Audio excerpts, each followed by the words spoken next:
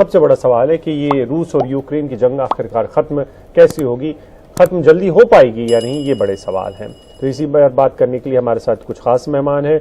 हमारे साथ प्रोफेसर स्वर्ण सिंह हैं JNU से, हमारे साथ कमर आगा साहब हैं, कूटनीतिक विशेषज्ञ हैं, आपने इनको लगातार इस कार्यक्रम में देखा और सुना है, और लेफ्टिनेंट जनरल कादियान साहब हैं, पूर्व उपसेना प्रमुख हैं, इनको आप लगातार देखते रहे, और मंजू सेठ जी हैं, पूर्व राजदूत है। ये एक बड़ा सवाल है और उसी पर मैं स्वर्ण सिंह जी से बात करना चाह रहा था।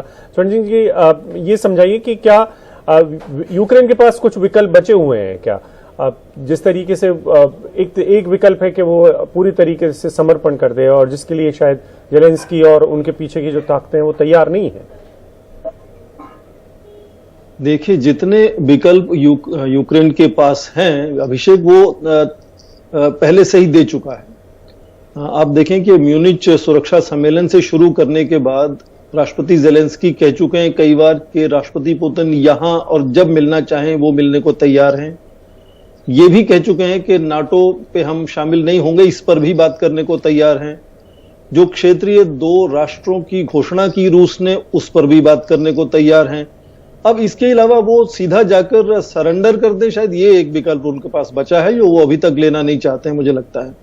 तो यूक्रेन के पास ज्यादा विकल्प इसलिए नहीं है क्योंकि यूएस या नेटो फोर्सेस जो हैं वो कोई भी कड़ा कदम नहीं ले रही हैं। जो सैंक्शंस हैं वो केवल सांकेतिक हैं, दूर अंदेशी, बड़ी देर के बाद असर करने वाली हैं, सारी डिवाइडेड हैं। सबसे बड़ा जो स्रोत है राष्ट्रपति पुतिन को डॉलर कमाने का, ऊर्जा, वो लगातार बिक रही है, आज भी बिक रही है जैसे हम बात कर रहे हैं, चाहे वो यूरोप के देश हो, चीन हो या दूसरे खरीदने वाले हों। तो इस वक्त मुझे लगता है इसीलिए रूस धीरे धीरे जो है आक्रामक रुख बढ़ाता जा रहा है, क्योंकि वो युद्ध को बंद करें तो कैसे करें। राष्ट्रपति पुतिन ने शुरुआत में कहा था, एक इनफैक्ट ड्राफ्ट ट्रीटी भी तैयार करके सामने रख दी थी कि उनको लिखित रूप में सिक्योरिटी गारंटीज चाहिए, उस पर कोई बात नहीं हो रही ना। वो शुरू में जो कह रहे थे कि राष्ट्रपति जेलेंस्की का तख्ता पलट देना चाहिए, वो भी बात नहीं हो रही है। तो उनको एक फेस सेविंग स्ट्रेटजी भी यदि देना चाहें कि यो सीज फायर या युद्ध को समाप्त करें, तो राष्ट्रपति पुतिन कैसे कर सकते हैं। और राष्ट्रपति जेलेंस्की में उनको लड़ने की हिम्मत देखी है हमने, उसमें परोक्ष रूप से सहायता मिली है पश्चिम से सूचना के युद्ध में और दूसरे साइबर वॉरफेयर वगैरह में, पर रूस से जीत पाना जेलेंस्की के लिए संभव नहीं है।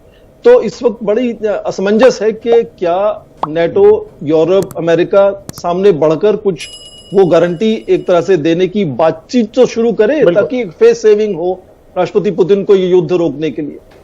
बिल्कुल। स्वर्ण सिंह जी, भारत के लिए इस युद्ध में क्या है?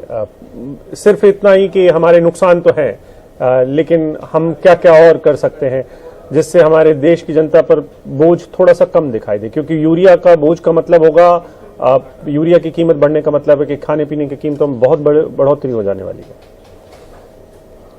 देखिए, सबसे पहले तो भारत ने अपने 20,000 नागरिकों को वहां से जिस तरह से निकाला है, उससे भारत की साख अंतर्राष्ट्रीय स्तर पर जाहिर है कि और सुदृढ़ हो जाती है।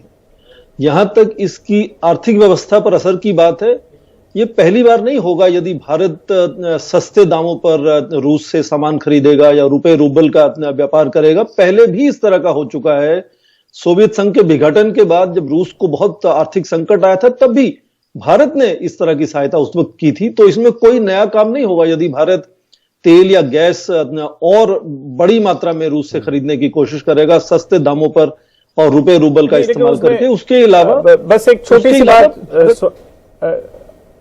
बिल्कुल जी, बस ये कि अमेरिका का इन्फ्लुएंस उस वक्त में इतना नहीं था। अमेरिका का इन्फ्लुएंस आज भी आप देखें तो एक हद तक है, उससे ज्यादा नहीं है। और खासकर जो अमेरिका का रुख है इस वक्त, कितना संतुलित या संकुचित उसको कहना चाहिए कि बार बार भरोसा दिला रहा है वो राष्ट्रपति पुतिन को कि नाटो फोर्सेस इसमें दखलंदाजी नहीं करेंगी, बजाय के कड़ा रुख अपनाने के बार बार वही आर्थिक प्रतिबंध लगाने की बात हो रही है।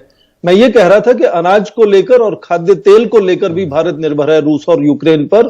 तो यदि वो चीजें हमें सस्ते दामों पर मिल सकती हैं, क्योंकि रुपए पर पहले ही देखें, रुपए पर दबाव बनना शुरू हो गया है, हमारी आयात पर दबाव बनना शुरू हो गया है, घरेलू चीजों की कीमतें बढ़ेंगी, खरीदने की हैसियत कम होगी, तो भारत को नए रणनीति अपनानी होगी। जिस तरह से सस्ता कहीं से कुछ भी सामान मिल सकता है, चाहे वो तेल हो, अनाज हो, कुछ भी हो, भारत को जरूर लेना चाहिए। और ये पहली बार नहीं होगा, इसमें कोई नया काम नहीं कर रहा है। बिल्कुल आगे साहब, बिल्कुल